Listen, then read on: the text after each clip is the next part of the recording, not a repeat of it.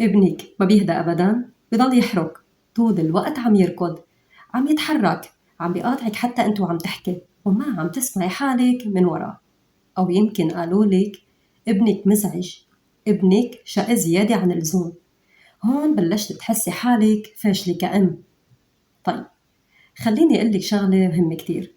يمكن ابنك مش مشاغب، وبحب طمنك من هلأ، ابنك ذكي كتير، بس يمكن هو عم يصرخ بطريقة تانية غير الولاد الباقيين. لحتى تسمعيه بطريقته، ماما أنا بحاجة إلك تفهميني. أهلا فيكم بفضفضة. اليوم بدنا نحكي عن موضوع كتير أمات عم بيعانوا منه بس بصمت: فرط الحركة عند الأطفال، والتعب اللي بيوصل لقلب الأم قبل جسمها. خلينا نحكي من القلب للقلب. بتعرفوا شغلة؟ أكتر جملة بتوجع عند الأم هي لما بتقول لحالها أنا تعبت وما عاد فيي. مش لأنه ابنها صعب، بس لأنه حست حالها لحالها بهيدي المعركة.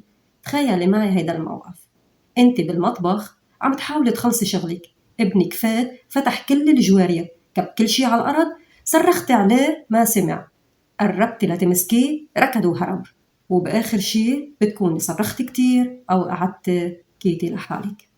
صح ولا لا؟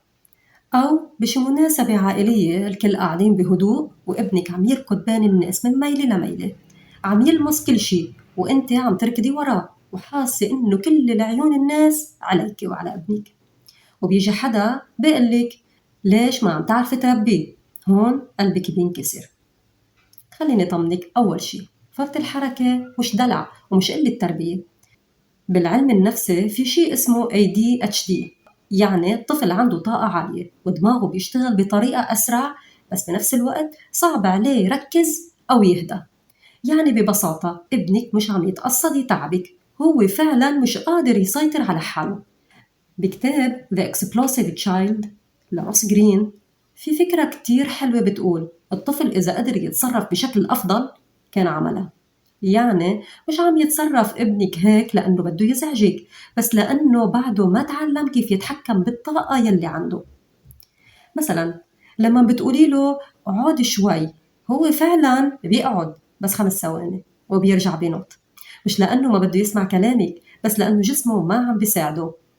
أو لما تشرحي له شي بيقاطعك، بصير يحكي هو فوقك وبينسى شو قلتي بعد دقيقتين. هون المشكلة مش بالتربية، المشكلة بطريقة تفكير دماغه. بس خلينا نكون صريحين، الموضوع متعب، كتير متعب. الأم بتحس حالها هون معصبة طول الوقت، بتحس إنه صوتها بضل عالي، وبتندم بعد كل صرخة بتصرخ على ابنها فيها. بتقارن حالها بغيرها من الأمات وبتقول ليش باقي الأطفال هادين إلا ابني، وبتبلش تشك بحالها. بس الحقيقة أنت مش فاشلة، أنت عم تتعاملي مع طفل مختلف وبده أسلوب مختلف. إذا عم تحسي إنه هالحكي عم يوصفك، اعملي لايك وشاركي بالفيديو مع أي أم ممكن تكون عم تمرق بنفس الشي، وخلي هيدي المساحة تكون دعم لبعضنا. طيب شو الحل بهيدي الحالة؟ خلينا نحكي حلول حقيقية مش مثالية تناسب حياتنا اليومية. أول شي قبلي الواقع، ابنك عنده طاقة زايدة مش لازم تكسريها، لازم نوجهها. يعني بدل ما تقولي له وقف حركة حاجة تنط بالبيت، قولي له تعال نركض برا شوي، وركضي سوا انت وياه. الحل الثاني تفريغ الطاقة. الطفل يلي عنده فرط حركة إذا ما فرغ طاقته رح ينفجر بالبيت. اعملي له وقت لعب حر، يعني ركض، قفز، أو حتى الرقص بالبيت. صدقيني نص المشكلة بتنحل بس يطلع التعب من جسمه. أما الحل الثالث، اعملي له روتين واضح. هالأطفال بحبوا النظام حتى لو كان شكلهم عكس هيك. يعني وقت نوم محدد، ووقت أكل محدد، ووقت للعب. الروتين بيعطيهم أمن وبيخفف الفوضى يلي براسهم. أما الحل الرابع، التعليم القصير.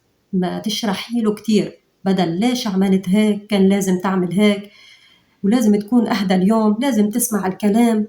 قولي له وقف، هيك عم تعمل غلط، بس جمل قصيرة واضحة وبدون محاضرات. أما الحل الخامس، التعزيز الإيجابي. يعني شو؟ هون السر بهيدا الحل: لما يعمل شي منيح ابنك حتى لو كان بسيط وصغير، امدحيه فورا. يعني قولي له برافو عليك إنك قعدت اليوم شاطر، حلو كتير إنك رتبت اليوم ألعابك. بكتاب Positive Discipline بيأكدوا إنه الطفل بيتعلم أكتر من التشجيع مش العقاب. أما الحل السادس، تجاهل بعض السلوكيات. يعني شو؟ يعني مش كل شي بده ردة فعل، في شغلات عملها بسيطة تجاهليها عنه، ما تعاقبيه بكل موقف عمله، بتصير أفعاله اللي ما عجبتك بتخف لحالها إذا تجاهلتيها شوي، لأنه بعض الأطفال بيعملوا الحركة بس ليشدوا انتباه. أما الحل السابع، خصصي وقت خاص معه لابنك. رغم كل التعب اللي انت عم بتعيشيه طول النهار، بس خصصي له 10 دقايق باليوم من وقتك لابنك، بدون تليفون وبدون شغل. هالعشر دقايق بتعبيه حب، بتخفف سلوكه كتير. أما الحل الثامن، انتبهي لحالك، انت كمان إنسانة مش آلة، إذا تعبتي خدي بريك، اطلبي مساعدة حتى لو من حدا قريب، لأنه الأم المرهقة ما فيها تعطي طاقة إيجابية. وبدي أقول لك شغلة هون من القلب، ابنك رغم تعبه رح يكون طفل ذكي بالمستقبل ومبدع ومختلف عن غيره. كتير من العلماء والناجحين كان عندهم فرط حركة، بس الفرق كان في حدا يفهمهم مش يكسرهم. والنهاية، ما في أم كاملة، في أم بتحاول، وإنت عم بتحاولي، وهيدا بحد ذاته إنجاز. خففي عن حالك وضلك قريبة من ابنك، لأنه هو ما بده أم مثالية، وهو بده بس أنت.